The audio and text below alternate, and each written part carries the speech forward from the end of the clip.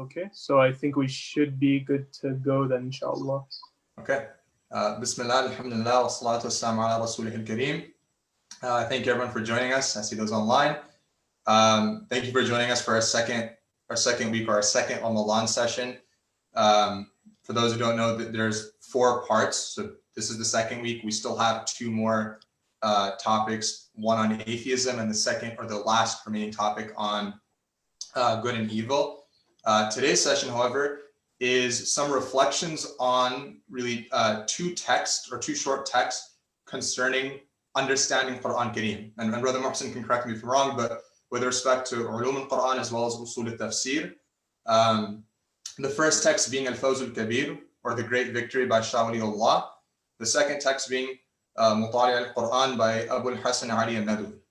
And as you see here, our speaker, our guest today is Brother Mohsin. Brother Mohsin is located in Southern California. He went to the University of Chicago for his undergraduate degrees, where he studied political science and Near Eastern studies. After that, he went to Nadwatul Ulama in Lucknow, India. And now most currently, Brother Mohsin is pursuing his PhD in Islamic studies at the University of California, Los Angeles. His research is centered around the intellectual history in medieval and modern India, and more generally just historiography, Islamic history, and law. So without further ado, I'll go ahead and pass it off to Brother Mohsin, inshallah. Jazakallah khair. Bismillah ar-Rahman ar-Rahim. Firstly, I want to thank Abu Tariq for organizing this and getting everybody together. Ramadan Mubarak to everybody. May Allah accept our fasts and make it easier for us, forgive our sins, and not let us leave Ramadan without becoming a better person. See if I can share my screen.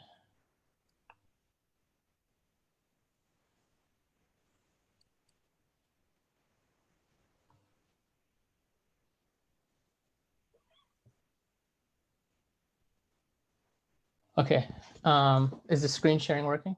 Can you see under my? Yeah, no, it's good. HD outside role. Okay, thanks. Cool. So initially, what I had thought about doing was sort of like a brief introduction and reflections on these 2 books, Imam Shah Wali Allah's al-Fawz al-Kabir and Mulana Alimiya's Mutali al-Quran, which are very short works. Like you can see, Fawz al-Kabir is like just 120 some pages, and the other book's very short too.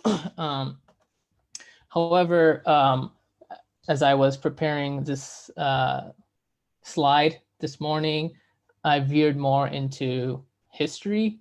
So depending on time, there'll be a little bit more history and maybe a little bit less reflecting. But inshallah, we'll see how this goes. So as I mentioned,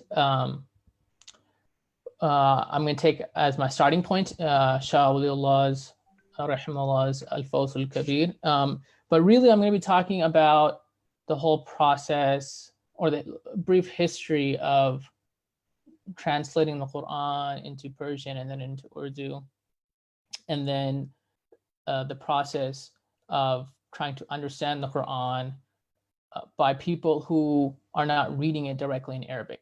So in that sense, this really isn't going to be a class on tafsir or ulum al-Quran, because tafsir and ulum al-Quran are specific disciplines within the Islamic sciences.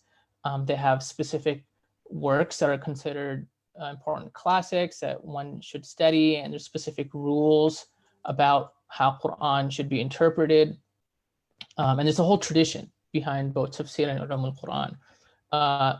Generally, like if you look at a work like As-Suyuti's Itqan, it's a multi-volume work that one studies to write a tafsir of the Quran. That's not what really Shah Wali Allah was doing, nor what Abu Hasan al-Nadwi were doing. As I'll be talking about, both of them wrote their works in non-Arabic languages. Shah Wali Allah wrote his in Persian, and Abu Hasan al-Nadwi wrote in Urdu.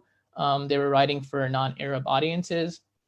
And they weren't really writing to train people to be mufassirs. Rather, what they were doing was trying to help people to read the Quran in a meaningful way. And that's something that's slightly different than tafsir. And add something also that's slightly more new and modern. So one of my points was going to be talking about the newness of this type of approach, and these type of works cater towards sort of lay audiences about how to read and understand the Quran in a meaningful way, as well as reflecting on the contribution of Shah Wali Allah in enabling millions of Muslims to read the Quran. As hopefully you guys will see, I don't think any scholar has been more influential, or maybe even as influential as Shah Wali Allah has, in terms of connecting people globally to reading the Quran. I know that's a pretty huge statement, but I think the facts will justify the fact that he has played perhaps a bigger role in connecting at least the non-Arabic speaking Muslim world, which is the majority, in reading the Quran, at least in translation.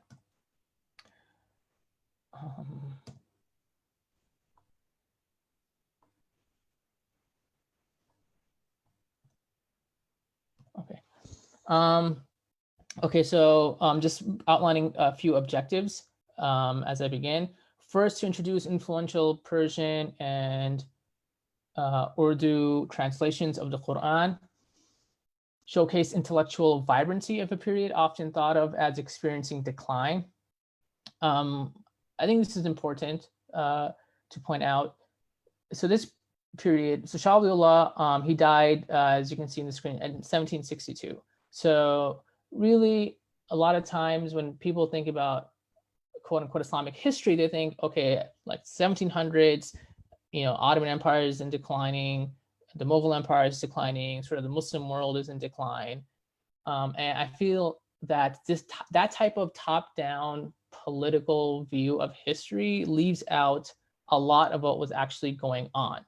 And in fact, the 18th century, that is the 1700s and also the 1800s, were an extremely vibrant moment in Islamic history, when there was a lot of really exciting intellectual activity going on globally. And to a large extent, modern Muslims, like nowadays, us in the contemporary world, are beneficiaries of a lot of that intellectual activity. So when we shift our gaze from only looking at sort of the imperial and courtly politics to looking at intellectual history and social history, like what's actually going on, we see that it's not necessarily a story of decline. Thirdly, appreciate the role of history in mediating our understanding and practice of religion.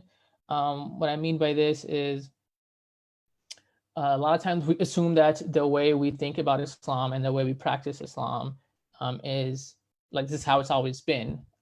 And one thing I want to show is that their history has played a big role, as we'll see. And then the last thing, hopefully I get to this inshallah, so I attempt to convey some of Shah Wali Allah and Ali Mia's advice on how to read the Quran. Just as a clarifier, Ali Mia is sort of the name that's used amongst Indian Muslims for Abu Hasan al-Nadwi. Abul Hasan Ali al-Hasan al-Nadwi is a mouthful, so normally I'll just be referring to him as Ali Mia. Okay, so I'll begin just brief background on Shah Wali Allah rahimahullah. He was born in 1703. His father, Sheikh Abdul Rahim, was one of the scholars that worked on writing the Fatawa al-Amgiriya. And his father opened up a madrasa in Delhi, Madrasa Rahimiya.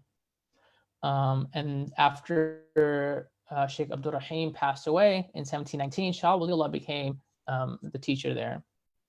After a little over a decade of teaching there, he migrated. He went to go perform Hajj, and he stayed in Mecca and Medina studying there. He eventually returned to India, back to Delhi, and that's when he wrote his Persian translation of the Quran between 1737 and 1742. And then shortly after that is when he wrote al-Fawzul Kabir, his Persian work. It's almost like a pamphlet, really, about how to approach understanding and reading the Quran. And this is Shah Wali Allah's grave in Delhi. This is the picture I took, I think, back in 2013. Not a lot of people don't know where it is. It's not a popular site amongst Muslims in Delhi. So just a little. This is what Delhi looked like in the colonial period in the 1800s. If I don't know if you can see my cursor, but Shah Wali Allah's Madrasa Rahimiyya, it wasn't inside the main city, inside the city walls. So this is the Jami Masjid of Delhi. This is like the center of Delhi. This is like the main street, Chandni Chowk, cutting through Delhi.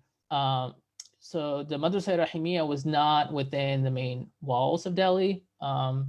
A lot of the teaching was a bit removed from the courtly politics, although there was some relationship between the the Mughal royals, but the Madrasa Rahimiyya was somewhere outside of the walls, just as a historical detail. Okay, so Shah Wali Allah writes in his introduction to Fathur Rahman, his Persian translation to the Quran, in his introduction, he explains why he's undertaking this task of translating the Quran into Persian. He was not the first one to do this. Many Persian translations existed, but he felt that they were all inadequate for the task he had at hand. And so he says he wanted to write a translation in simpler Persian, not in very literary, ornate Persian, nor in very succinct and abridged form. But he wanted to write something in simple Persian that the awam and the khas, sort of the lay Muslims, the general Muslims, and the elite Muslims. And he says for the juniors and the seniors, perhaps translation could be for the lower classes and the upper classes. And he mentions what he was intending is that this should be something that children and families that are not sort of the elite in India, children of soldiers, craftsmen, common Muslims, who are not given the opportunity to mix in maybe in schools and madrasas, in royal learning, even they would be able to understand it. So that was his goal, to write a tafsir in Persian that would be easily understandable. And then, but it should also be something that would benefit sort of the educated elite. And he says, just as Muslims are busy in gatherings, they are busy in gatherings reading Maulana Rumi's Masnavi and Sheikh Saadi's Gulistan and Sheikh Fariduddin Attar's Mantiq al-Tayr and stories of Farabi and Maulana Jami's Nafahat al-Uns. I thought how nice it would be if they likewise read this translation and ponder it with understanding. If that is meaning the first group, if that is engaging with the words of the awliya of Allah, then this is the actual word of Allah. So one thing we sort of gain from this little tidbit is that even those Muslims that were engaged in sort of religious gatherings and religious circles, what Shah Wali Allah calls Yaran-e-Sa'adat, those who are intellectually looking for bliss. Even the religious elite really are not reading the Quran. Persian classics, works about Maulana Jami's Nafahat al-Uns, it's a collection of stories about sort of Sufi saints. These draw even the religious people's attentions much more than even the Quran does. It's also worth pointing out that what we know about the traditional madrasa syllabus at this time in India, what's usually referred to as the Dars-e-Nizami, although that term is not always clear. There wasn't really any much formal teaching and studying of hadith, as well as of tafsir. We know that you probably read some of Tafsir Jalalain and maybe one other partial tafsir, but there wasn't a strong tradition in the Indian madrasas of really engaging at length with tafsir. They were much more interested in fiqh, in philosophy, and in logic, and in usul. And as you can see from Shawli's list, also in classic Persian and Sufi works. So he says he wants to write something that would also draw people's attention towards studying the Quran. It's also important to keep in mind a wider perspective. So he's writing this book in Persian and he's writing it in Delhi. But this map shows sort of the range of what we might call the Persianate world. All these cities on the map, from Sarajevo in the west to Nanjing in China, to areas in Russia in the north, these are all places where Persian literacy is very important. Even if Persian not necessarily spoken, but being able to read and write Persian in all these cities is extremely important. So this is what historians call the Persianate world. Shah Wali Allah is, has a general idea of many Persian works of about the Quran exist, and he's aware of them because he critiques some of them and saying that they're too literary and stuff. And so when he's not necessarily writing specifically for imagining only a local audience, but like a Persian is not necessarily a local language. It was quite a global language at this time. The Mughal elite knew Persian, the Ottoman elite knew Persian. A sign of being sort of a courtly elite was that you had memorized a lot of Persian poetry and stuff. So really he's writing for a quite international audience when he's translating this Persian, the Quran into Persian. Now his emphasis on trying to get lay Muslims to understand the Quran and so that they can engage with thinking about it. This is connected to Shah Wali Allah's idea that the main purpose of the Quran is that it's supposed to rectifies people's nafs, rectify people's soul. It's supposed to make people, Muslims, better human beings. This idea of tahdhib al-akhlaq, tahdhib al-nafs, tahdhib al-qulub. That's the center of Shah Wali's idea of what the Quran is all about. And the way that the Quran does that is if people understand it. So Shah Wali's idea is that the Quran's meaning and understanding, and then being able to sort of work on that understanding, is how people, Muslims, actually improve their lives and become better Muslims, become closer to Allah. So understanding the meaning of the Quran is really important, even for like non-scholarly lay Muslims who don't know Arabic. This emphasis on everybody, even lay people, understanding the meaning of the Quran is quite new. This is not the dominant opinion in the Muslim world at that time, even before Shah Wali Allah. The Quran was not.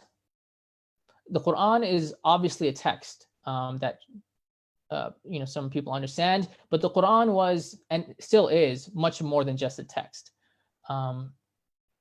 But during Shah Wali Allah's period and his intervention, what I see him doing is tilting it more towards seeing the Quran as a text that should be understood, more than forms of knowledge that are embodied. So I'm going to talk a little bit about embodied knowledge and what that means in relation to in studying the Quran. So this image is from an amazing book by Rudolf Weirs, who's also a Muslim and is a professor as well. And he wrote this book about Quranic schools in West Africa.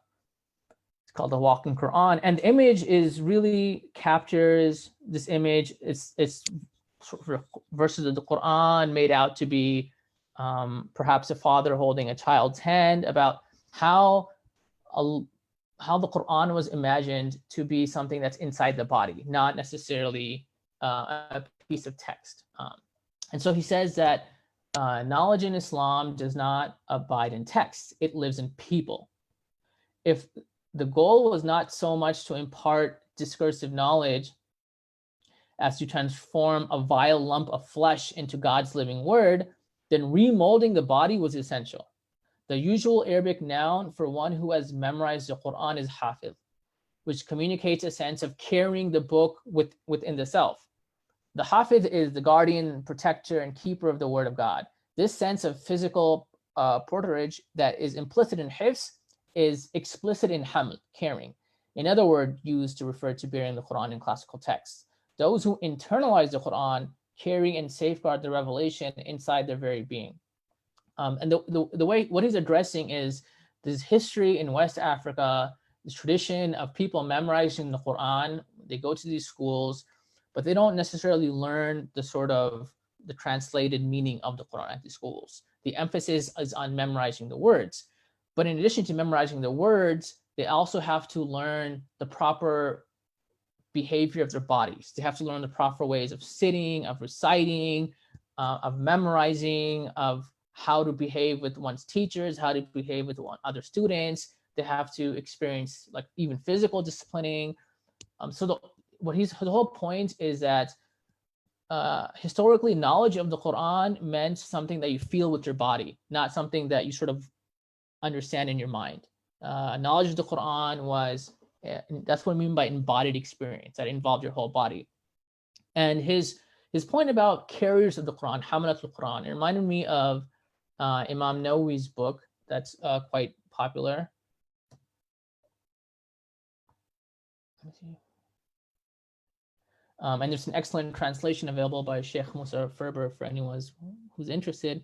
His At-Tibyan fi Adab Hamalat al-Quran, sort of the clarification of the etiquettes for Quran carriers. And Quran carriers are people who study the Quran, people who memorize it. But they're not like necessarily students of the Quran, but something that they carry within them. And most of the book, almost all of it, is about what the person studying the Quran should be doing with their bodies and with their minds. It's not really about how to study the Quran. And this book is interesting because this book, Imam Nawawi, rahimahullah, he wrote it for a general Muslim audience as well. This book, he's clear in his introduction that he's not talking, it's not a book of al-Quran or tafsir for a very small scholarly audience. This is a book for sort of the general people in Damascus and people who read Arabic about behavior with the Quran. And the emphasis is on what you should be doing with your body. It's one small section where he does talk about understanding the Quran. It's really about the dangers of people trying to explain the Quran when they're not scholars. So he says, just because you know Arabic doesn't mean you can explain the Quran. And if you haven't spent the years studying to be a scholar, you should restrict yourself to just narrating what you have heard from authoritative sources. Beyond that, you should not be trying to explain the Quran. And that's like a couple of pages. The rest of the book is really geared towards how students of the Quran, memorize the Quran, should be disciplining their bodies and their minds in a bunch of different ways. When he does talk about what's better between reading the Quran from memory and reading from the Mus'haf, he says reciting the Quran from the Mus'haf is better because reciting from memory is better than reciting from memory, since looking in the Mus'haf is a kind of worship one seeks, for it combines recitation and looking. This is what some of our Shafi'i companions, he mentions the sources, and he goes on to list some more sources. His point is that even when you're using a mushaf, it's not so much that you're reading the Quran. Like, the benefit of using a mushaf is that seeing the words, not actually necessarily even primarily understanding it, just the act of seeing the word is a form of worship. And so that's why it's better than, even if you have memorized it, than reciting from memory, because you engage more of your body by looking at the mushaf. So this kind of gets into this idea of the Quran as not mainly a text, but as something that your body has to interact with. Now, this way of dealing with the written word was, and with the Quran especially, was quite common.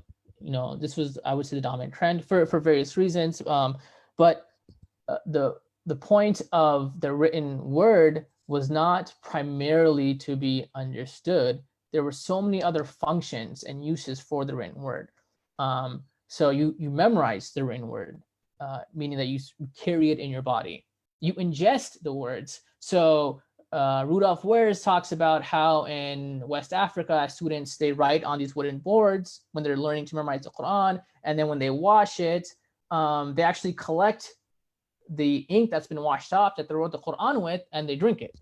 They literally put the words of the Quran, what they imagine to be in their body. Imam Nawawi also talks about if you write Quran on whatever food, you can eat that as a way of taking the Quran in your body. So you ingest words, you inhale words. There's a lot of emphasis historically on the importance of breathing specific ways to recite.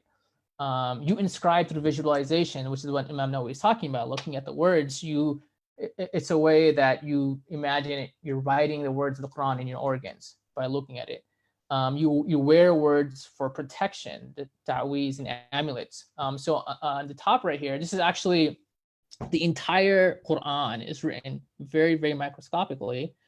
This is an Ottoman Quran, and it's meant to be something you could roll up the entire Quran and an amulet, ta'weez. I'm not going to be getting into the fiqh of all this. I'm primarily talking about this historically as the more common ways people dealt with the Quran, and how now we, the reasons why we can look at it more in terms of text and understanding. These little miniature Qur'ans are also meant that you can put in your pocket as a form of protection. And then lastly, you decorate to glorify and celebrate the word of God. So like historically, these were the various ways in which people really interacted with the Quran, much more commonly than reading it as a text to be understood.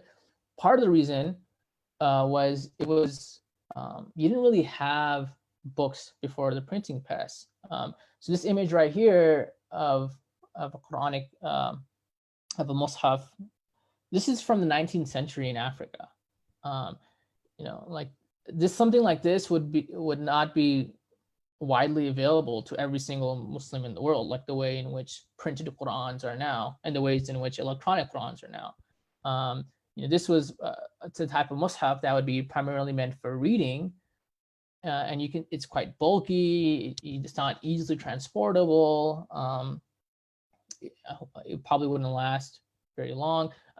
So before really the printing press, the written word had so many more uses and functions, and Muslims use it much more than just reading the word to understand it. So I hope that's kind of clear, because I'm going to be talking about Shah Wali Allah's intervention in that. I can't see if there's any questions, so I hope Ziad will let me know if there are any questions, because I know this is kind of abstract. And if anyone does have any questions, I know the setting is on mute. All you have to do is raise your hand, and we'll go ahead and unmute you if you do have a question, inshallah. Okay.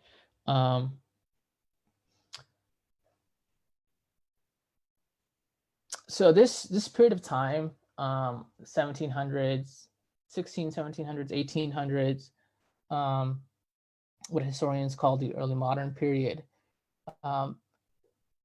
there was, like, globally, a shift towards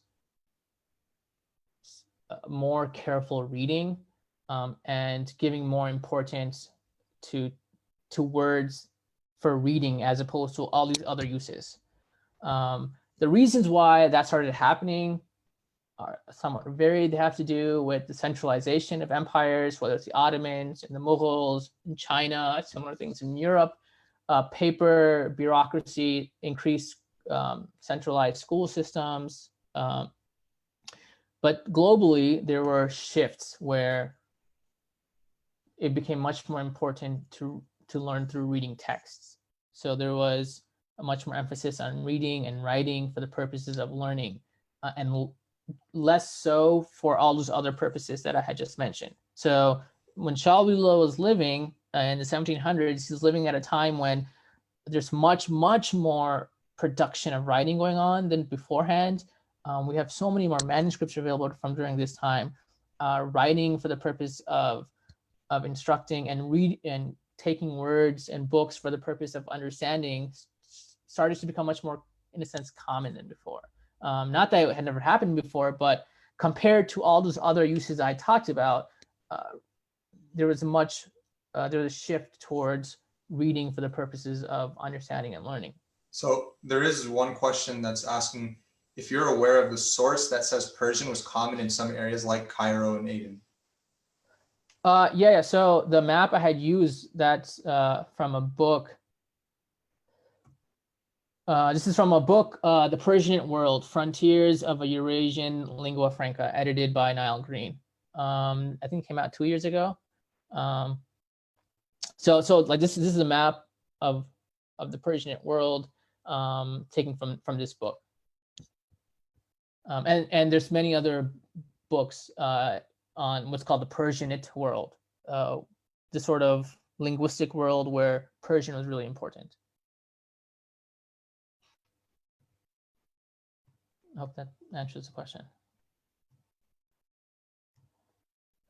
So Shah Wali is living through like this period of time where there is a much more emphasis on the written word for the purposes of reading and understanding. And it's during this time that he writes his Persian translation of the Quran, and he writes it so that it's easily understandable for common Muslims. Actually, in his introduction, he even writes instructions to copyists about how it should be copied, so it's easier for people to read it. About if you have colors, use a red dot to signify where verses end and start, or sentences end and start, so it's easier. Make sure that you keep the lines of the Arabic separate from the Persian. His instructions, he gives instructions to the copyists, because this is before publishing. So the ways in which these works spread is that you have professional copyists who copy it, or students copy it, and that's how works spread. By the way, as a side note, it's very common to hear that, oh, the printing press came so late to the Muslim world because the ulama were against it, because the ulama are against technology and advancements and civilization, and that's why, like, one of the reasons like the Muslim world, quote unquote, declined was the late use of the printing press. Like Gutenberg was using it in Europe by, I think, like 1500s. It didn't really start being used in the Muslim world really until the 1800s. And India became the hub of the printing world in the 18 and 1900s. There were more printing presses in India, like Muslim printing presses in India in the 18 and early 1900s than there were anywhere else in the Muslim world. But the reason that there was like this 200-300 year gap between when Europe started using the printing press and when Muslims started using it, it's not because the ulama were against it. Yes, some ulama were against it, specifically in the Ottoman world. Indian ulama had really no issue with it. But I think we're magnifying and giving too much credit to ulama here. there's an article by Professor Al Green from UCLA, and he specifically cites that the initial printing press of Gutenberg, it was just too expensive to import and to use. There were so many professional copyists in the Muslim world. It was just so much cheaper to have text copied by copyists than to import the Gutenberg's printing press to print it. Economically, it just didn't make sense until in the very early 1800s, the Stanhope printing press was invented, which made it much, much more efficient and cheaper to use. And after that printing press is invented, the cheaper version, then all of a sudden it's very common in the Muslim world within decades. This is a side note. A lot of times I think we, especially when it comes to blaming people for supposed decline, we tend to give a little too much credit or blame, depending on how you see it, to ulama. Okay, that being said, Shah Wali Allah, when he wrote his Persian translation, this was before the printing press. He wasn't really thinking about having it printed, but he was thinking about it would be mass copied. So he's giving instructions to copyists in his introduction. His children sort of continue this legacy of trying to sort of the outreach towards lay common Muslims and connecting them to the Quran. His son Shah Abdul Aziz, who died in 1824, he wrote a Persian tafsir to the Quran called Fathul Aziz, and he wrote it because one of his students was a convert Muslim, and he asked Shah Abdul Aziz to write something that would help him as a new Muslim to understand the Quran, and so he wrote this work in Persian, a language that would be very easily understood to people in India. In addition, he also, Shah Abdul Aziz, held weekly public lectures on the Quran that the sources describe as drawing like thousands of Muslims in Delhi to them. So they were quite popular. But in addition to Shah Abdul Aziz, who I'll really be focusing on, Shah Abdul Qadir, another one of Shah Wali Allah's son, who died earlier. He died in 1814, but he used Shah Wali Allah's Persian translation to write an idiomatic Urdu translation. So he completed his Urdu translation in 1790, and it was published in 1829. So by 1829, India had the printing press. Cities like Kolkata, Mumbai, Lucknow, Kanpur, Delhi, people were printing. So Shah Abdul Qadir's work was printed very early, 1829. This first translation of the Quran into Urdu. It's called in Urdu, it's called Muzihul Quran. Another one of Shah Wali Allah's sons, Shah Rafiuddin, is often attributed as having also written a more literal Urdu translation. However, there's some doubt to whether he wrote that more literal Urdu translation or somebody else. But I'm not going to be getting into the details of that. But I will be focusing on this Urdu idiomatic translation of the Quran.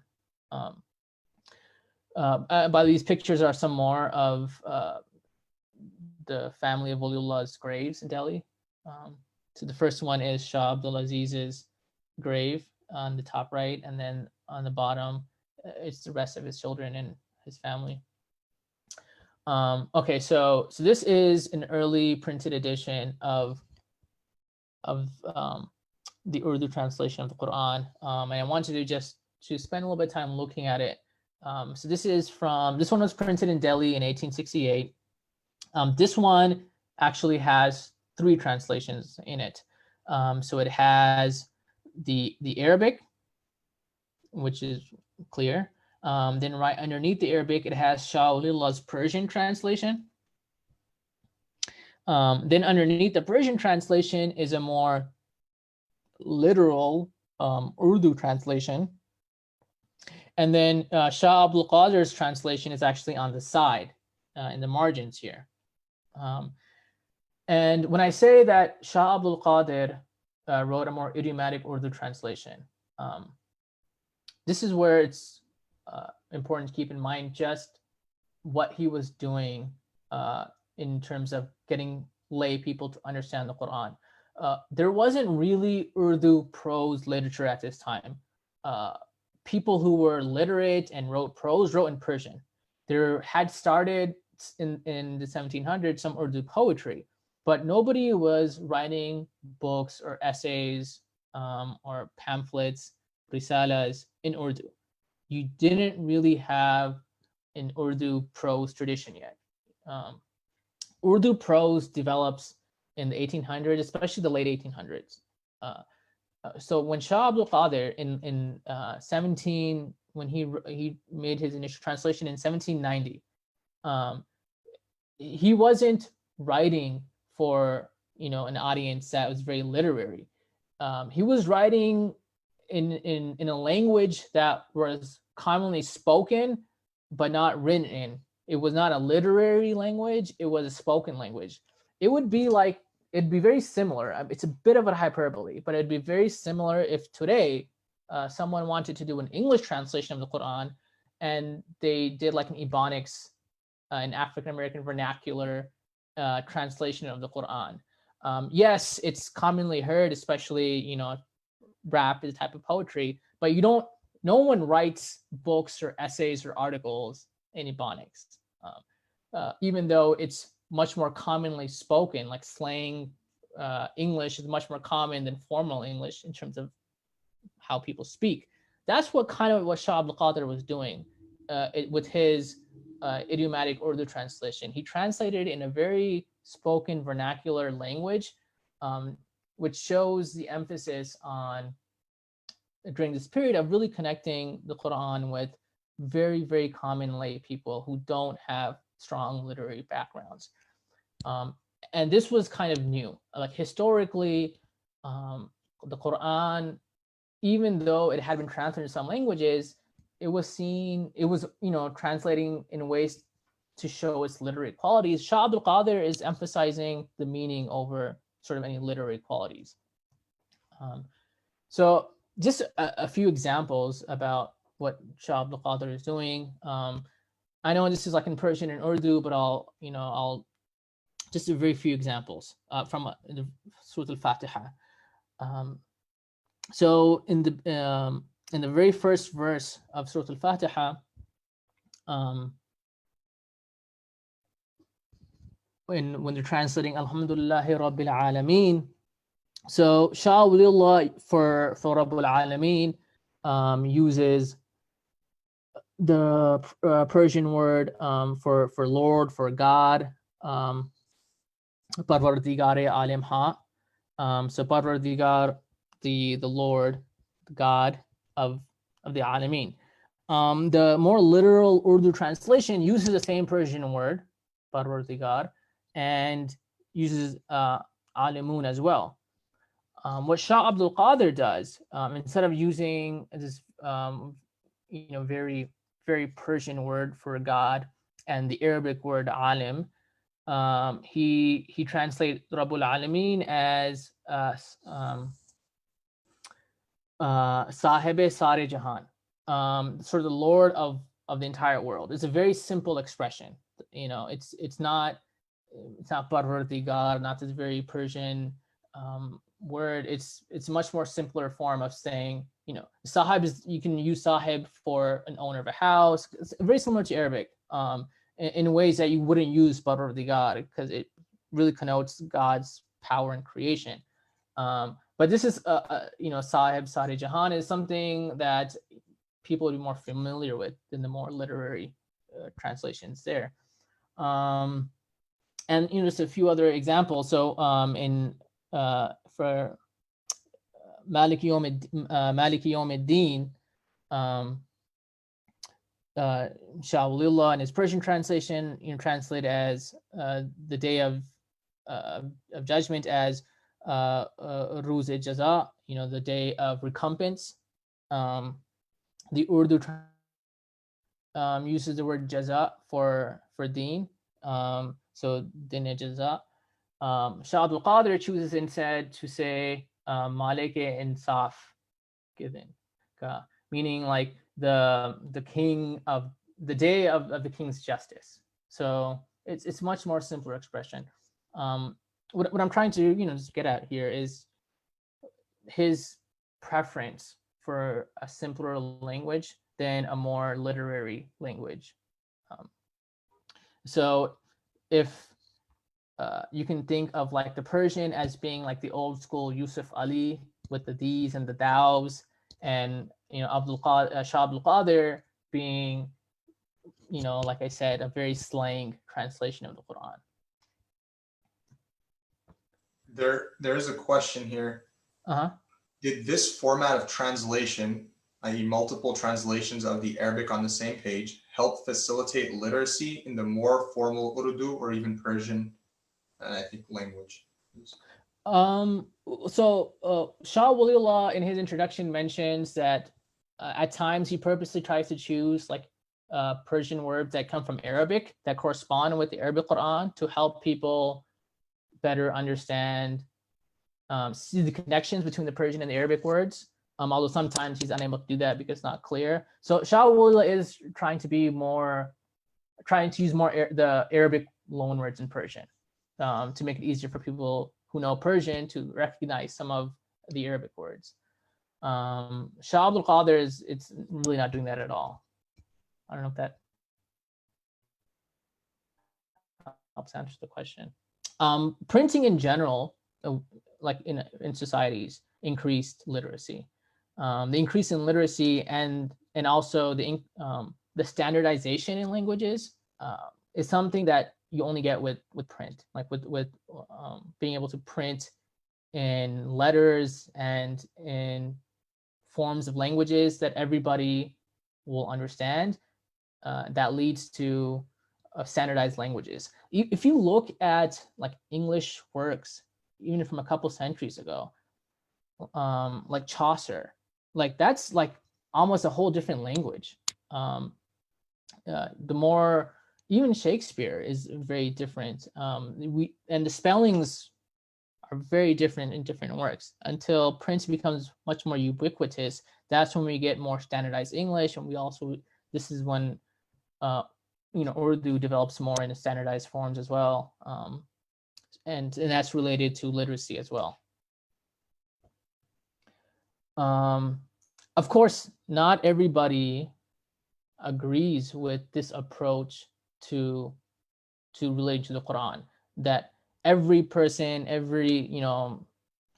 Khalid, Mahmoud, and Ahmad should be able to pick up a translation of the Quran and read it. This was a very novel intervention by Shah Wali Allah and by his children. And it became even worse when Shah Wali Allah's grandson, Shah Ismail, wrote a very small work, Taqwiyatul Iman, in very simple Urdu. And then this started to get printed, because by this time in the early 1800s, things were getting printed, and Shah Ismail is going around touring India, and his printed works are spreading. And basically, Shah Ismail is saying you can understand like basic verses of the Quran, you can understand even basic hadith in Urdu, like any Muslim can do that. And that becomes an extremely, extremely controversial position to take at this time, because like we said, that had not been the dominant, dare I say, the traditional opinion for much of Islamic history, not just in India, but in other parts of the Muslim world as well. And so what I call the Empire Strikes Back, you get this response and condemnations of popularizing scripture in vernacular languages. And one of the earliest and fiercest critics in India is the scholar Fazl Rasul Badayuni. Fazl Rasul Badayuni was one of the main teachers of Ahmad Raza Khan Brelvi, the founder of the Brelvi sect in India, which is one of the largest, groups of Muslims, like Sunni groups of Muslims in India and Pakistan. So Fazl Rasul Badayuni was his teacher. Fazl Rasul Badayuni was an extremely accomplished scholar. He had studied in Mecca and Medina. He had studied in Baghdad before coming back to India. So he had a very we can say a very like top-notch intellectual pedigree. And he started writing counter tracts against this group of the Wali Allah family.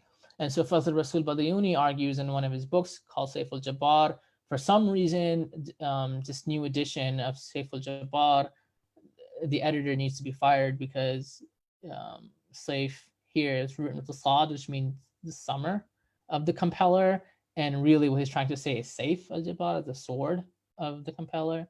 But anyways, Fazl Rasul Badayuni, he says that when, like in the very beginning of the Quran, when Allah subhanahu wa ta'ala says, when, you know, when people recite it, they're saying, you know, guide us to the straight path. What is the straight path? And Fazl Rasul Badayuni argues that the straight path, as mentioned in Quran, Surah 4, verse 69, is the path of those who obey God and messengers, are those whom Allah has blessed. The prophets, the anbiya, the siddiqeen, the shuhada, the salihin, and excellent they are as companions.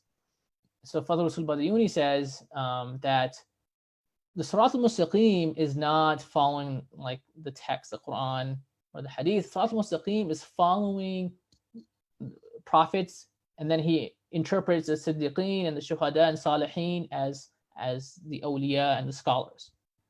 So if you really want to be on the straight path, you have to follow those people who know the straight path, those people who are qualified and expert enough to interpret the scripture. Not everyone should be allowed to do this. And he specifically says, like, look, even scholars disagree about interpreting the Quran. Even extremely accomplished scholars became Mu'tazili. So how can we then, if scholars can't even sometimes, quote unquote, get their act together, how can people like Shah Ismail and Shah Abdul Qadir and Shah Wali Allah trust lay Muslims with the Quran and even the Hadith? Like, that's extremely irresponsible. Not only is it responsible, but Fadl Rasul Badayuni says that you open the door towards interpretive anarchy, which is kufr. And so Fadl Rasul Badayuni says that Shah Ismail and those who think like him from the Shah Wali Allah family are in fact kuffar, and he does takfir of all of them for this effort. Nonetheless, he was sort of, Fadl Rasul Badayuni is sort of going against changing winds. And the Shah Abdul Qadir's Urdu translation, Muzi al-Quran, becomes extremely popular in India, especially because it's one of the first Urdu works published ever. Like in terms of just Urdu literature, secular, religious, anything, it's one of the first published, one of the first Urdu literature that's published. On top of that, as people are now, as you're getting more people are reading with the printing press, you're getting more reading publics. Shah Abdul Qadir was the first one to put his product out there. So his translation of the Quran becomes the most popular in India. It becomes so popular that then British missionaries start using his Urdu translation to translate the Quran into English. And so then it becomes an important influence on later English translations of the Quran as well. So here's one early example of a missionary translation of the Quran from 1844. This was first published by Thomas Patrick Hughes, and who's a missionary evangelical. And Hughes relied on Shah Abdul Qadir's Muzi al-Quran. And then there were multiple editions of this English translation, actually, and it was important influence on other later English translators such as Abdullah Yusuf Ali, who were also in the Indian Milieu in the early 1900s when they're translating. So Shah Abdul Qadir's Urdu translation becomes important influence, in a sense, on early English translations of the Quran as well. Not only that, but Mahmud Hasan, Maulana Mahmud Hasan, one of the earliest teachers at Deoband,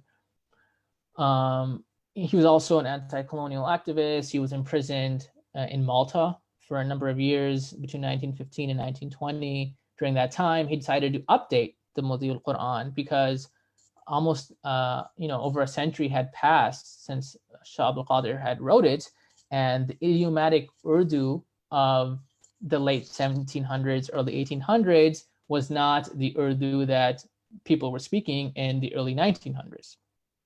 So he decides to sort of update some of the vocabulary.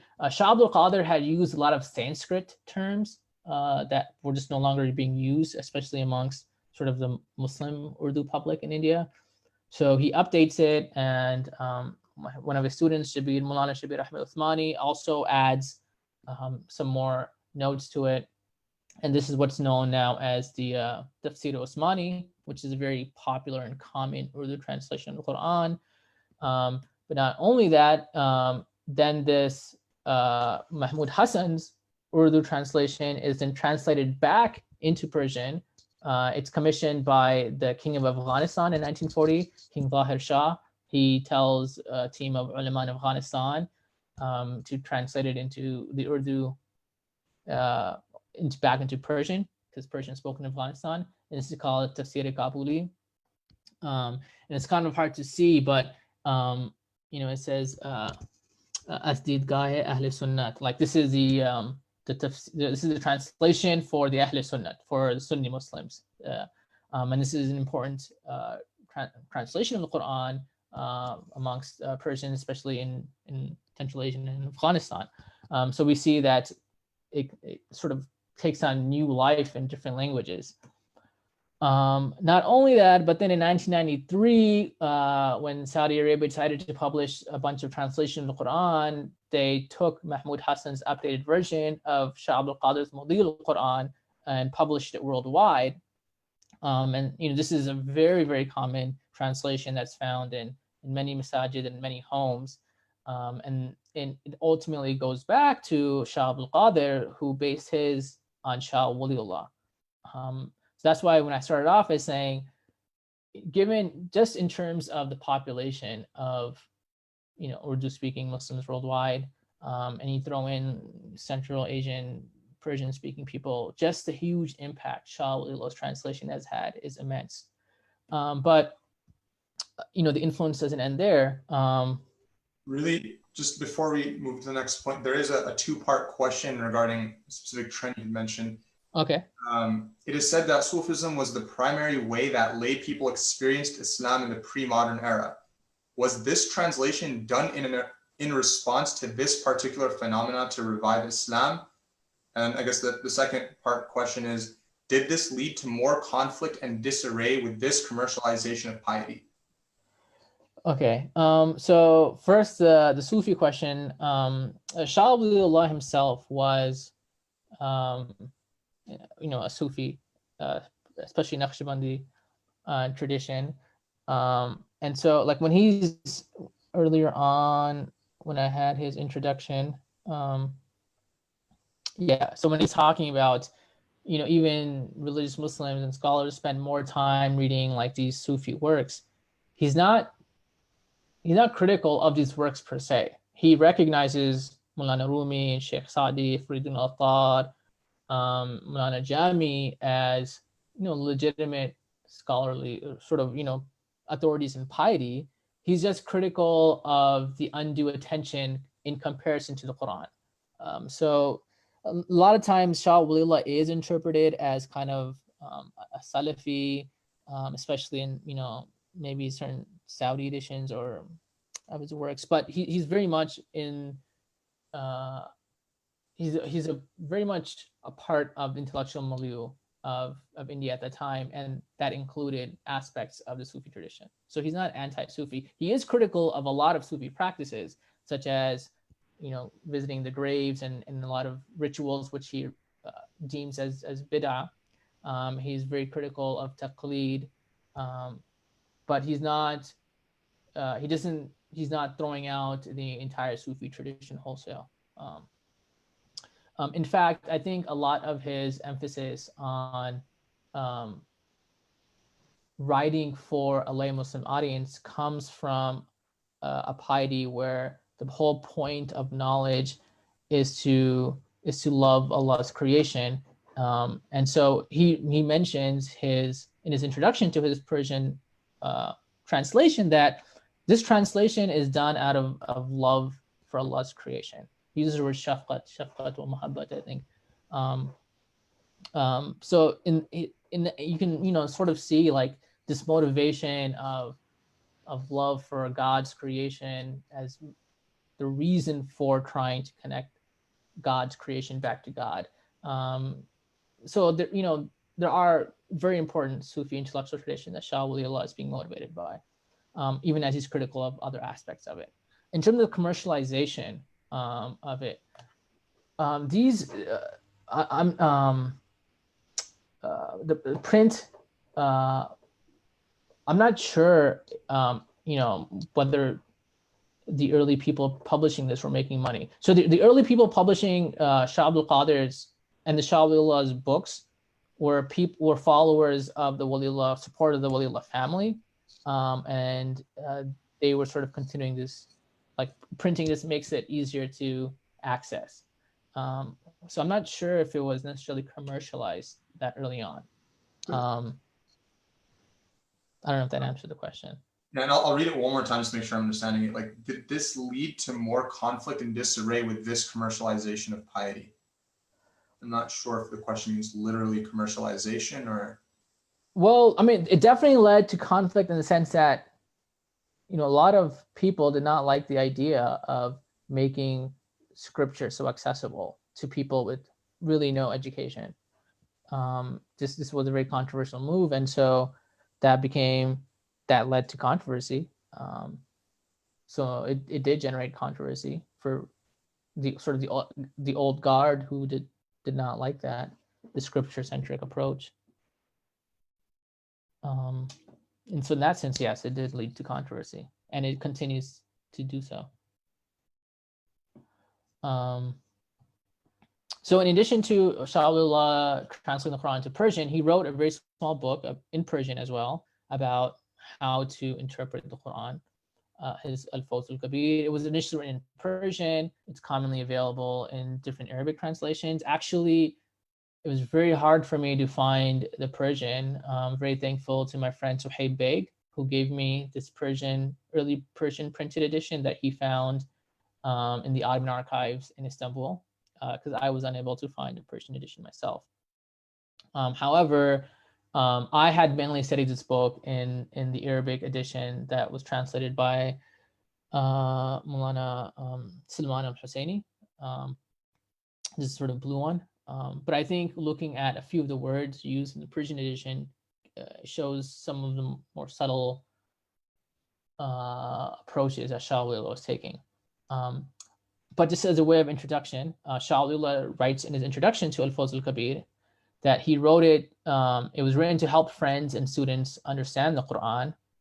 And he mentioned that very few tafsirs are found in the present time, meaning he's saying that very few people actually take the time to study tafsirs. Talking about his contemporary North India, very few are even found. But not only that, he makes a bold claim that if anyone studies this like a little short work of like 120 pages, it'd be more useful than spending one's whole life reading commentaries. And to contextualize this bold claim, Shah Wali Allah does not think that basic understanding of the Quran is something that is difficult. Repeatedly, he emphasizes that basic understanding of the Quran can be achieved with minimal sort of background knowledge, which is why he intended his work to be so small. It's being very minimal in terms of what he thinks is necessary. He's not trying to complicate and put up barriers between Muslims and the Quran. At the same time, though, the whole point is he wrote this is because he also recognizes that the Quran is a serious text. It's not a free for all. But he thinks that people who deny the ability for any Muslims to benefit from it, there's too much of an extreme. This book, so Maulana Ubaidullah Sindhi who was a student of Maulana Mahmud Hasan and a Deobandi graduate. Kind of a very interesting character because Maulana Ubaidullah Sindhi, first of all, he's from Sialkot. He's not from Sindh. He was a convert from Sikhism, and he became Muslim. Then he went to Deoband. He became a scholar. Then he became sort of a socialist revolutionary, and he was trying to make like an Indian, Afghan, Ottoman alliance against colonial powers. That's when Mahmud Hassan got caught and was imprisoned in Malta. But aside from his sort of more revolutionary activities, Maulana Ubaidullah Sindhi was also teaching both in India and in Mecca. And so while in Mecca, he was teaching al-Fawzul Kabir to students in Mecca, and two Malaysian brothers studied it with him. And then they went back to Malaysia and wrote a Malay version of al-Fawzul Kabir, and became an important work for Malaysians to understand how to approach the Quran. So Shah Wali Allah's works became influential in Malaysia, and then similarly also in Indonesia. So one of Maulana Ubaidullah Sindhi's students was also an important Indonesian scholar who went back and taught the works back in Indonesia. So we see again just the huge impact that Shah Wali Allah has had in terms of connecting, I would say, more Muslims today to the Quran than perhaps very few other scholars would come that close to that have impact making the Quran accessible. And this was not, he's not writing an extremely, like erudite, heavily researched monograph. He's doing what we would call sort of public scholarship in service of the most amount of people as possible. So the Fawzul Kabir, I think we have some time left. Okay, so I do get some time for reflections on it. So now I'll be talking about the actual book, and I'll be interjecting a little bit from Alimia's work, who's also influenced by Fawzul Kabir. But before I move to the reflection part, are there any other questions about this background history?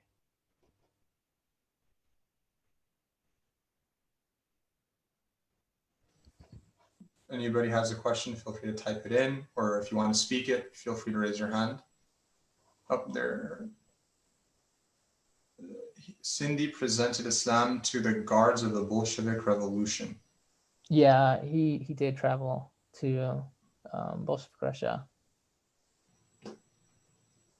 As a ruling system is the amendment to that comment. Okay, nothing to ignore here. So Shah Wali Allah says that this book, he's going to be dividing it into sort of 5 chapters, what he calls 5 types of knowledge that the Quran encompasses. So you just learn the background to these 5 types of knowledge, and you should be sort of good to go when it comes to understanding the Quran. Even though the book is titled Al-Fawzul Kabir fi Usul Tafsir, both in the content and by the size, I think it's clear that he doesn't actually think that you can just become a mufassir, by just studying 120 pages. But what I think he's doing, and I think we'll see this, is that this basic knowledge will allow people in general to benefit from the Quran and read it in a meaningful way. So like I said, he said that this will be 5 chapters covering the 5 types of knowledge that the Quran encompasses. Their chapters are divided evenly. He spends a lot more time on disputation than on any other chapter. But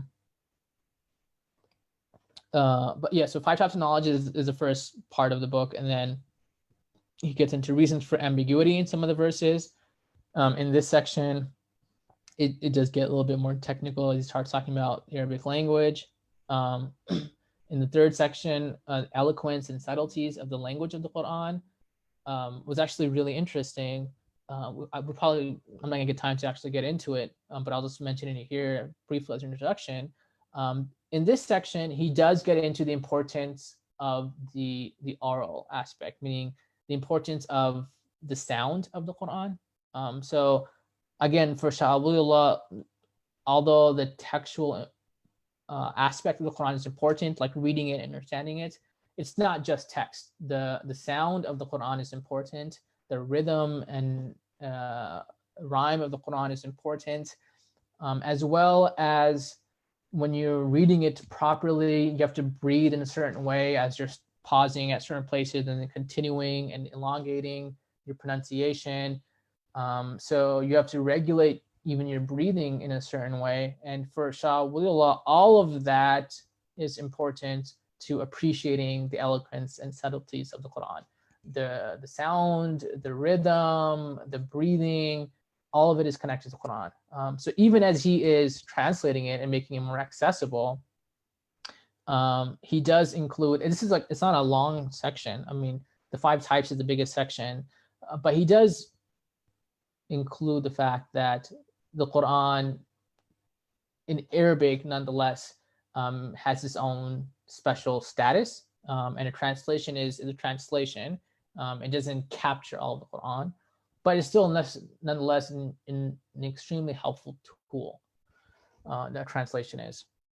And when he's talking about the rhythms of the Quran, we see that he knows a lot. He has a lot of exposure to music theory, both Persian, Greek, and Arabic prosody. So like Arabic poetry and the rules of Arabic poetry, but also like Sanskritic music theory, like what a rag is. And he gets into, because he's writing to an audience that would be familiar with a lot of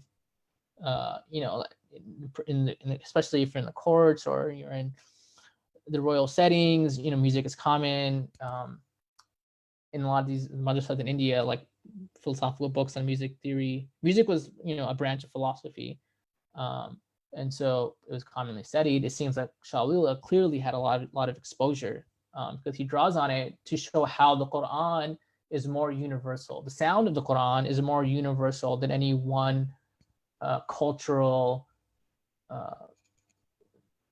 musical product. He mentions how different cultures come up with like sort of different rules for music and poetry, because they have different aesthetic sensibilities.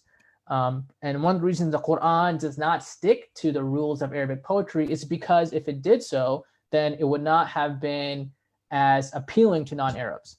But the Quran was meant to be universal. So even in its rhythm and its rhyme and in its sound, for Shah Wali Allah is evidence of its universality. For Shah Wali Allah, the fact that people all over the world appreciate the Quran and it doesn't conform to any one cultural constructions of poetry and music, but nonetheless, people still find the rhythms and the sound appealing. People can still sort of expect how a verse will end, even if they don't know Arabic, but because they expect, okay, now there'll be a certain sound that will be coming up. So the Quran generates certain expectations of sound as well. So even though it's very brief, it's really, really interesting, just because we don't really think about, a scholar will be bringing in music theory to talk about the Quran. But Shah Wali Allah is bringing in many different strands of intellectual thought together. So after that, he talks about the reasons for the differences among the companions, the tabi'een. We call it funun tafsir. Here, I feel like he is heavily drawing or influenced by Ibn Taymiyyah's work, his muqaddamah for tafsir. It seems like a very distillation of it. And then the last section, the explanation of some of the difficult words, the ghara'ib of the Quran, if I remember correctly, that was written in Arabic because it's more technical. So we see he wrote the first 4 in Persian and then he switches to Arabic. So it seems like now he's addressing a more advanced audience that could understand that in Arabic. But I'm going to start off with talking about the 5 types of knowledge that the Quran encompasses. And for Shah Wali Allah, every single verse of the Quran can be categorized into one of these 5 categories. A verse of the Quran is either deals with ahkam, or it deals with disputations with different non-Muslim communities, or a verse is reminding the reader or the listener of the favors of God, or the verse is giving examples of what happened to past communities, or the verse deals with eschatology. So for Shah Wali Allah, every single verse in the Quran falls into one of these 5 categories. And only these 5 categories. These are very broad categories. So what you'll see, what he's doing in this book is really simplifying a lot of things. If you have an understanding of what these 5 categories are, you can start, in a sense, understanding the Quran by sort of categorizing it into its right place. Just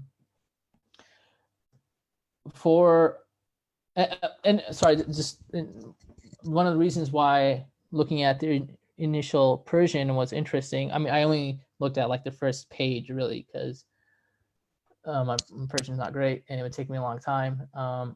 But for when he talks about ahkam, in the I didn't get to it. In the Arabic translations, it says that the rules of ahkam cover, domestic life and so العبادات والمعاملات والاجتماع والسياسة المدنية. The Persian for al-ijtima' is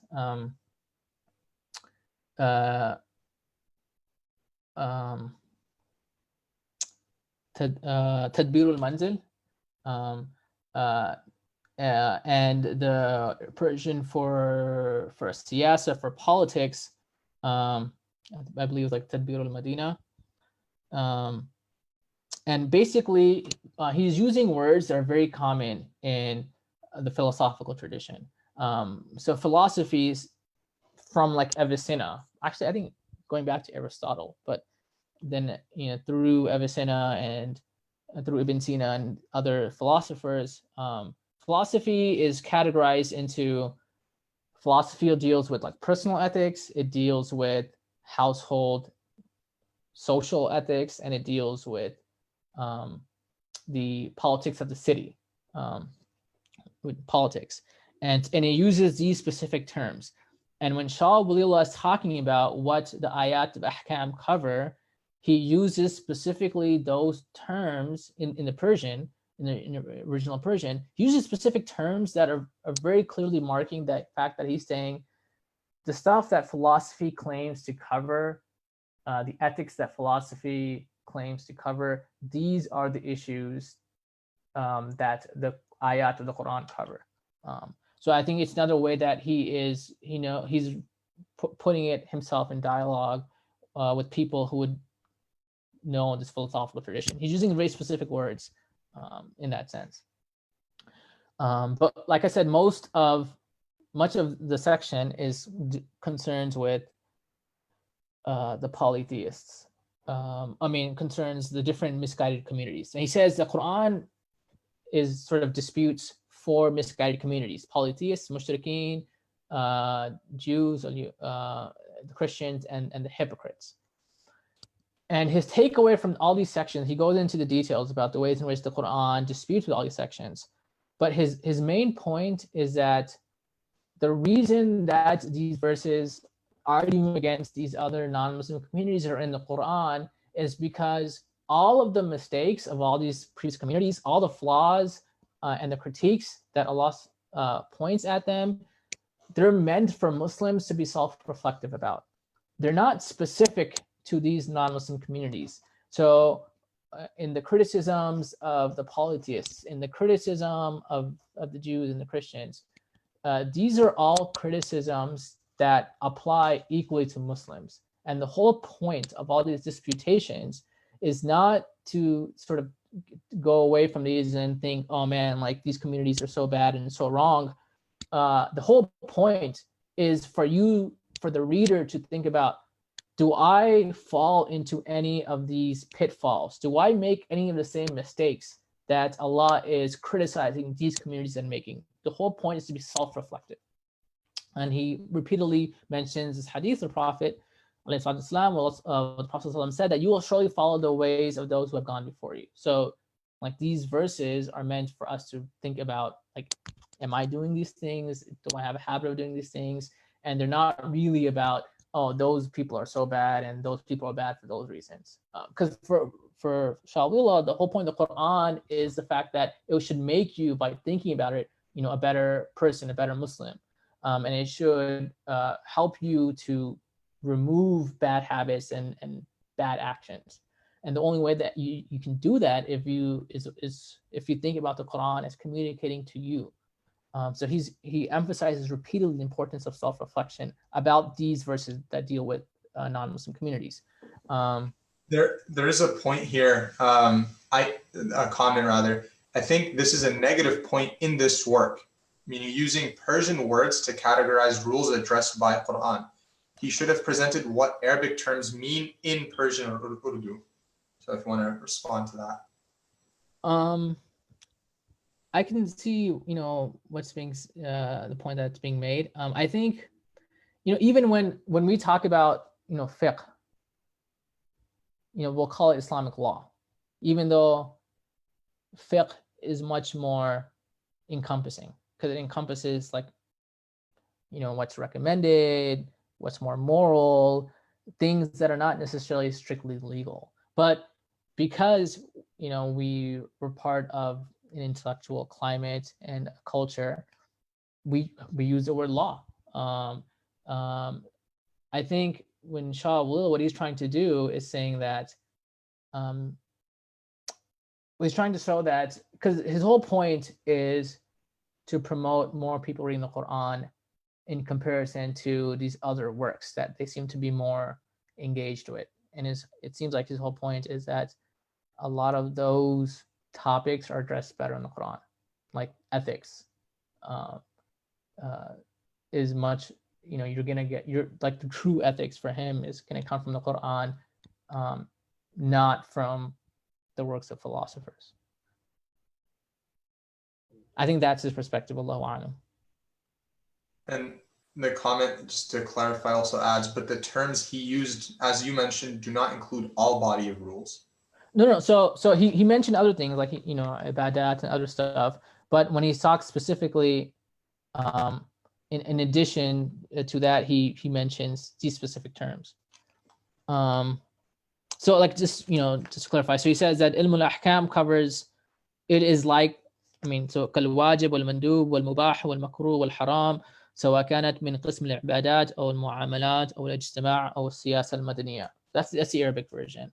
And this is just in the introduction as he's introducing it. But I think the Persian terms just sort of plug in his discussion into other intellectual traditions that he thinks Quran would do a better job at addressing.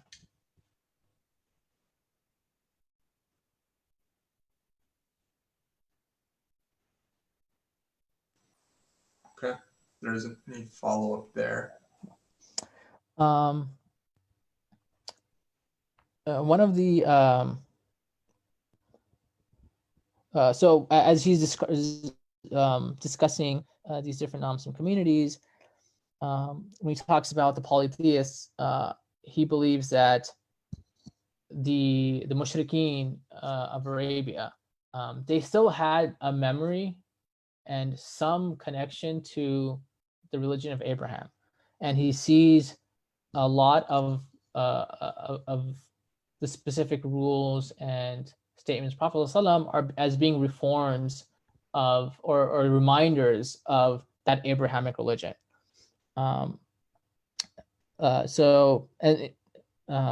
He says that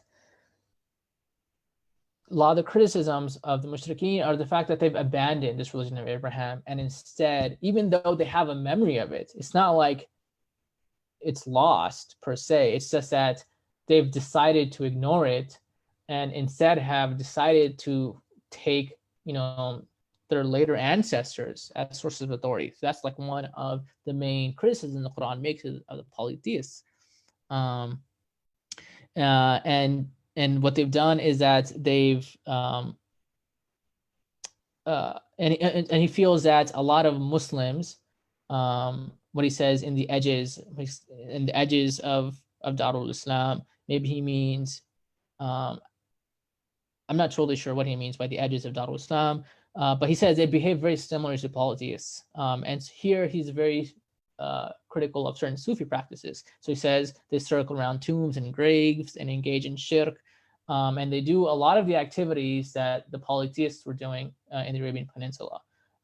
And so he feels that like for his immediate audience, who are probably much more aware of what Shah Wali was talking about, these type of practices, the first thing they need to start doing is seeing, here there in India in the 1700s, like, am I engaging in a lot of these activities that the polytheists are being accused of? But I think something that would be more relevant to us would be a major criticism of the polytheists is their indifference towards an afterlife. And Shah Wali Allah hints that from looking at pre-Islamic Arabic poetry, we can see that there are remnants of beliefs of an afterlife. It's just that they've chosen to be indifferent about it and not be concerned with it. And I feel that in many ways that's a bit relevant for Muslims today. I don't know if it's very common, at least for Muslims here in America, to be engaged with doing tawaf around tombs and stuff. I think America is a more Protestant country, and our forms of Islam are more Protestant. We don't really have Sufi shrines and graves in America, but the indifference towards an afterlife, all those critiques are, I think, more pertinent. So as we read the Quran and we look at some of these critiques that Allah is saying, they're sort of drunk in their ignorance, not concerned about what's going to happen. That's more pertinent, this indifference. By the way, I forgot to mention, Shah Wali Allah believed that even for students who are studying to become scholars, they should, and obviously also like general Muslims, they should study the Quran before they study any tafsir. So they should go through the entire Quran before, and ideally, with the help of someone when they have issues, but they shouldn't jump into tafsirs, because he believes that tafsirs put a mediator between the reader and the Quran. And he comes off as being quite critical of tafsir works in general. He feels tafsir works either go too much into law, or they go too much into kalam, or they go too much into grammatical and linguistic issues, or they go too much into philosophical issues, or they go too much into talking about issues of literary eloquence, or they narrate everything. They narrate everything anybody has ever said. And so he feels that a reader just gets lost from what the Quran is actually saying by diving into tafsirs. Whereas once one gains a familiarity with the Quran, gets familiarity with, even in translation, of a feel for it, then they can go to tafsir to look up things. But he's very cautious against just people starting off as studying tafsir without having gone through the Quran. And in this is something that Shah Wali Allah mentions, but it's much more emphasized by Alamiya in his book, that there's he actually mentions much more specifically the certain pitfalls of jumping into tafsir without familiarity with the Quran. And he mentioned specifically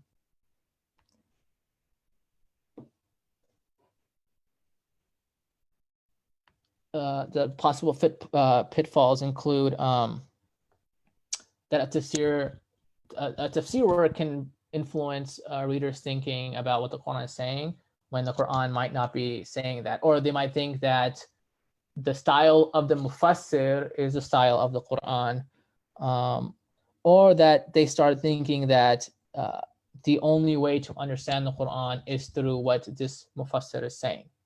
And so Abul Hasan al-Nadwi mentions those three potential pitfalls of relying on tafsir without first a familiarity with the Quran.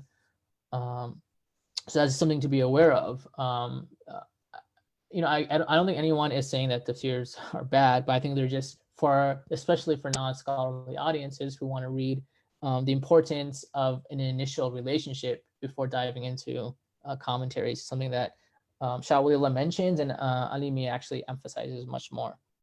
So there's a question here. Did this attempt then encourage Muslims to be curious about learning Arabic, to actually understand it for themselves, or did it affect the quality of Muslims in terms of their Islamic personality? So it was definitely an impetus for a number of sort of like traditional madrasas in India to take more seriously learning Arabic language. Especially learning more during this period, especially in late 1800s, you see in India a renewal at looking at earliest Arabic language, like the pre-Islamic Arabic poetry, early Islamic poetry, early, like Jahid, like there's this in the late 1800s, this upsurge, much more interest. Like, okay, like if we're gonna understand the Quran, we need to understand what Arabic was like during that time period. And so there's much more, and then that it becomes a more part of a lot of the madrasas in South Asia. In addition, through increased globalization, many of them also feel the need to acquaint themselves with modern Arabic prose. And so like Abul Hasan al-Nadwi, a lot of his writings are in sort of modern Arabic because he felt that was also important to enhance communication between Muslims now. So learning sort of, very early classical Arabic was important, and then also learning modern standard Arabic was important for two very different reasons. But this is also when we get things like, when I first started learning how to read the Quran, just the pronunciation, just like this little book called the Nurani Qaida, like it's a very simple book to teach children how to read Arabic, but all that impetus is coming in reaction to this new emphasis on people reading and understanding the Quran. So yes, it has generated much more interest, not only in reading the Quran in Arabic pronunciation, but also in translation.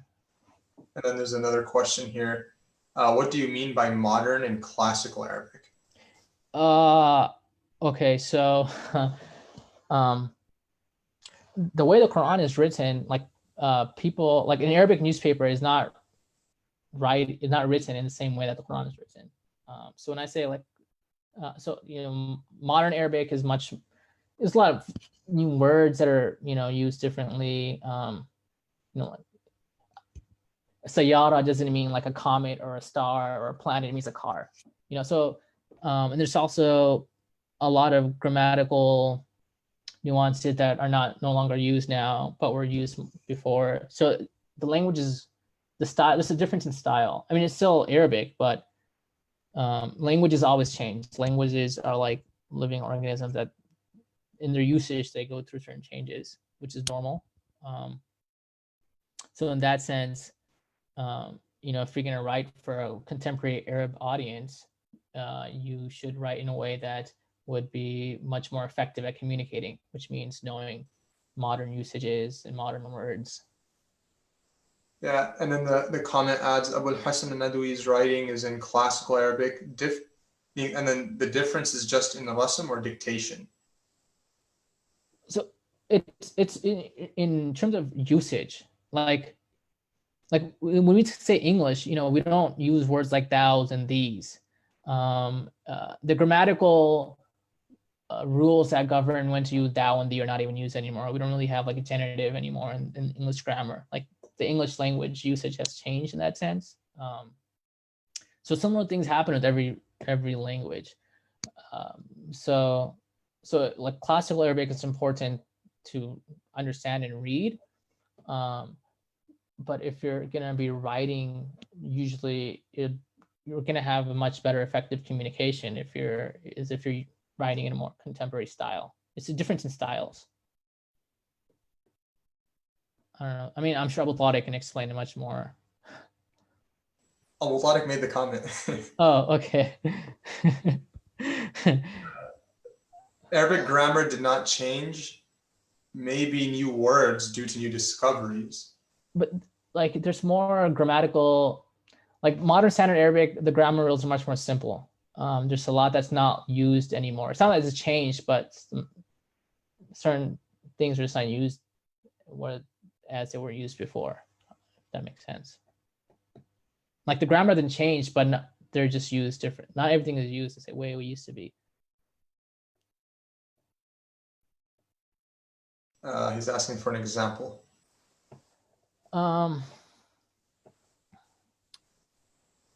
Like in verb patterns, there's, in what we say, like in modern standard, like in sort of certain verb patterns that have quadrilateral roots are not as common as they used to be. Little subtleties like that.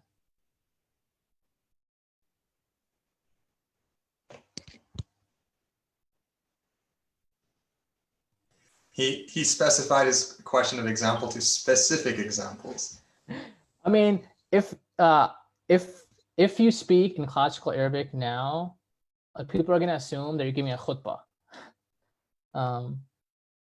Like, does he agree with, like, generally, like if I were to go to an Arab country, and I don't really know like spoken Arabic very well, so I only speak in classical. I mean, not but it's sort of formal, and people, it sounds like a khutbah. Like it's the language of the khutbah. It's not really the language that people generally use for writing articles or speaking or on the news.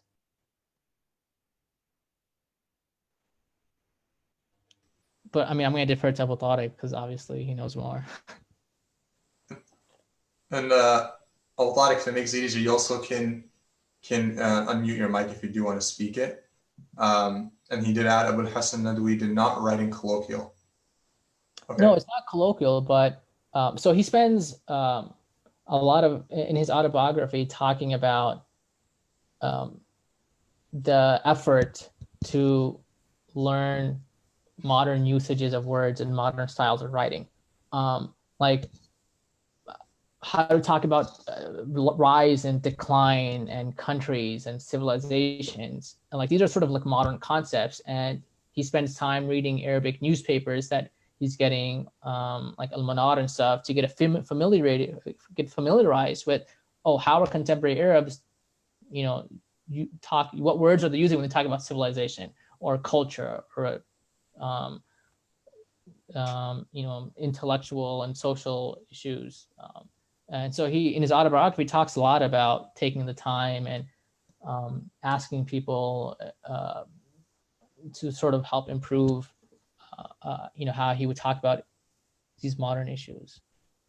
And I am going to mute him because he wants to speak through his point. So if you are welcome to speak, it should work now.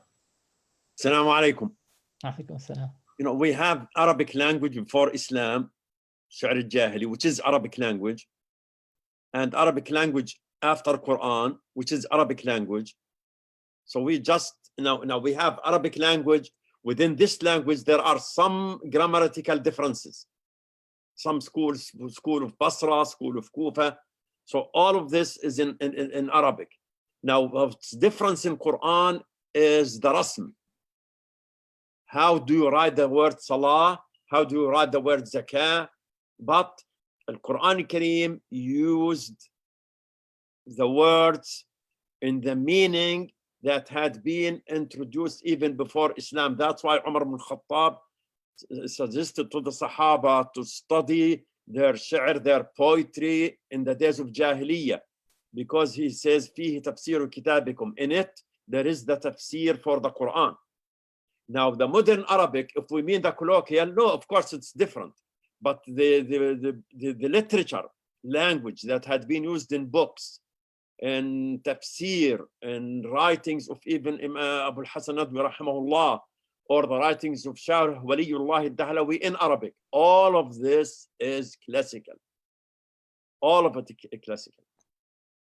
Now, there are new words due to the new discovery. That's different. Classical does not mean that you have to keep using the very same sarf or the very same word. You can have synonyms, you can have homonyms, you can have metaphorical meaning.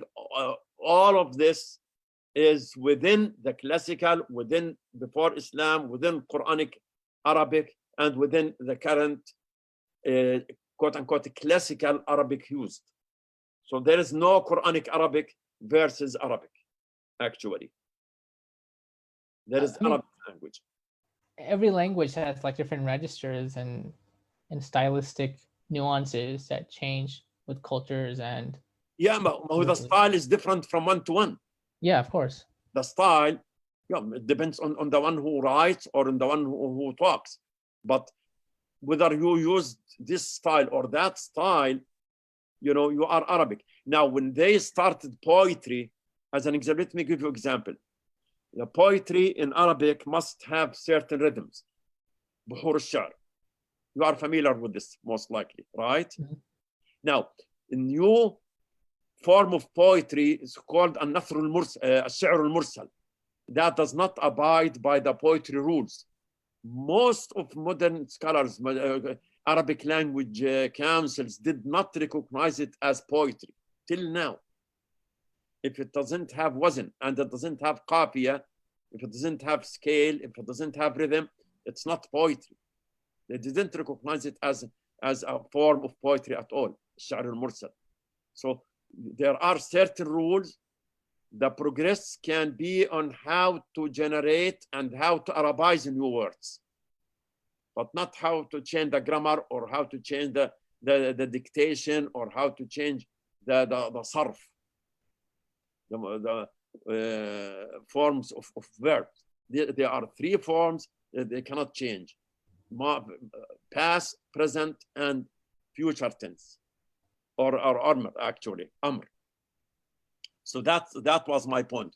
So Abul Hasan Nadwi, I read, alhamdulillah, Rabbil Alameen, his book, some of his books. I didn't read all, but his writing is as classical as the writing of Imam Razi, or Fath al-Qadir, or Qurtubi, maybe more eloquent in certain portions. That was my point. Barakallah fikum jami'an. I mean, I'll defer to your, linguistic expertise. Okay.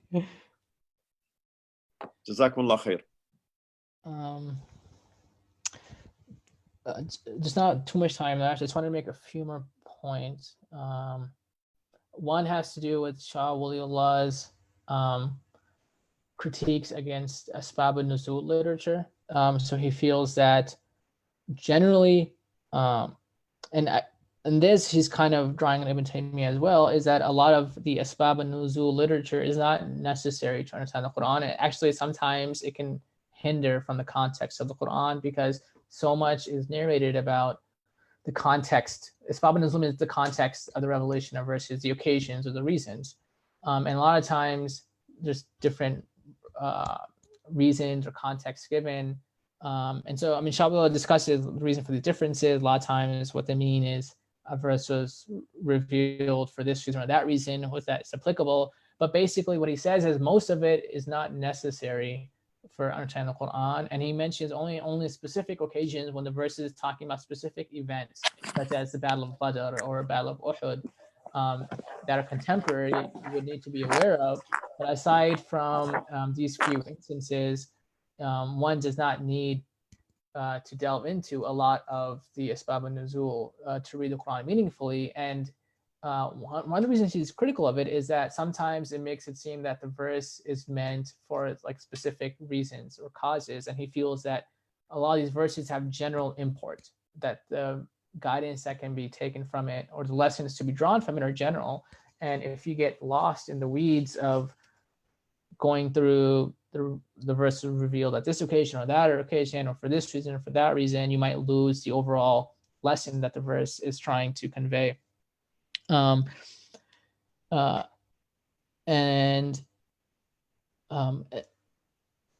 sort of running a little out of time, I'm just going to give one example related to the ways in which the Quran is meant to be self-reflective and the pitfall sometimes of going into tafsir, such as when Allah subhanahu wa ta'ala repeatedly in Surah Al-Baqarah and other verses as well talks about the Bani Israel, and he says, remember the favors that, God bestowed upon you. And then, the verse, there's different endings to different verses, but just continue. And we favored you over, all of mankind. We favored you over the Alameen. And so, in Shah Wali Allah's perspective, like these verses are meant to be reminders of not to forget to be grateful for the privileges one has, for the favors that God has bestowed on them, and to use those responsibly.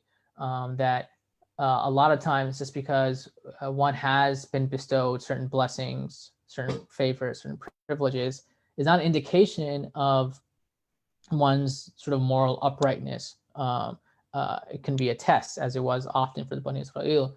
And it's important to always be conscious of, one's blessings and privileges and use them responsibly.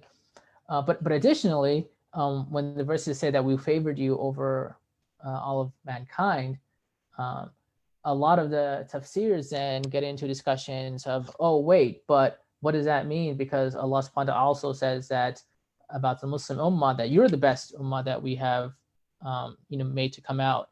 And then you get into lengthy discussions in some, not all, but in some tafsir books over who's really the better community and how these two different verses fit together.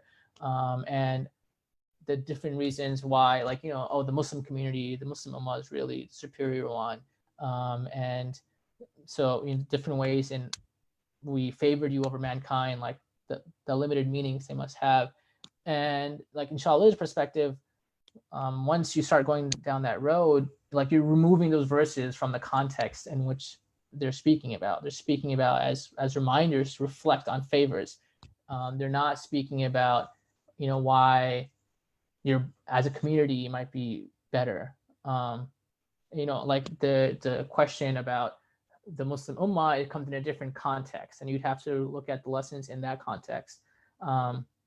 So this is like one of the ways in which Shah Wali Allah would be, critical sort of delving into tafsir stuff.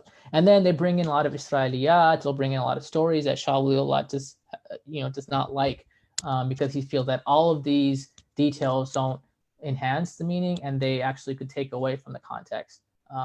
And the whole point should be to think about the different ways in which, if I am not being grateful for the bounties that Allah might have bestowed, if I'm not being thankful for the privileges, if I'm not using them in a way that's befitting. So the Bani Israel continuously criticized for a type of bigotry where they feel like they're the only chosen community and no one else is equal to them. So if we have blessings that make us feel in a similar vein of vanity, then we're behaving exactly like the Bani Israel. The question of, oh, but we're part of the Muslim ummah, so we're superior. Once you go down that line, as a lot of tafsirs do, you sort of miss out on the lesson perhaps one should be taking away. So I found that to be very relevant. And then Abul Hasan al-Nadwi, he mentions that there's so many verses where Allah talks about the believers who are successful, and he lists so many different qualities of those who are successful, and those should be occasions to reflect, like, do I fit actually? Does as a reader fit in any of these categories of the mu'mineen who find success, rather than interpreting them as evidence for why, by virtue of being a believer, I'm going to be successful. So I think, as a non-scholar reader myself, I found this emphasis throughout both Shah Wali Allah and Abul Hasan al-Nadwi on self-reflection in the Quran to be personally very helpful for me. So it's a little bit late, so I'm going to end with that. If there's any questions, I'll try to answer them.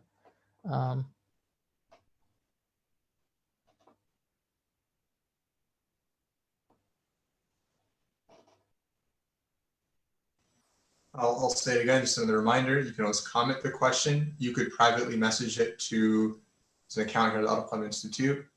For those on Facebook as well, comment. Of course, raise your hands if you want to speak them. Abul Tariq said, Jazakumullah khair.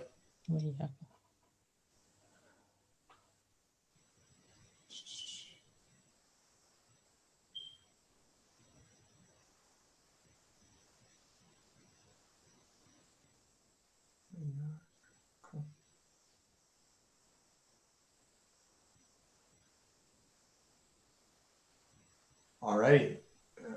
What's next week's topic? We'll get to that at the conclusion. We're approaching, but just to make sure there are no questions first.